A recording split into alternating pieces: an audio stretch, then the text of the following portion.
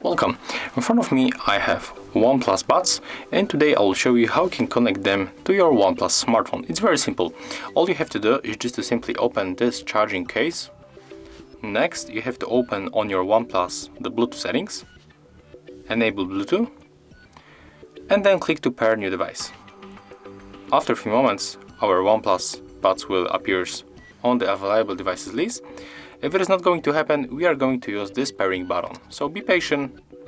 As you can see right now, it is not working, so just click and hold this button. Keep holding. When this indicator is blinking, you have to release that key, and it means that our OnePlus Buds are in the pairing mode, so we can simply tap on them. As you can see right now, they appear on the screen. Click pair, and as you can see, after a few moments, we are connected. So, if you find this video helpful, remember to leave a like, comment, and subscribe to our channel.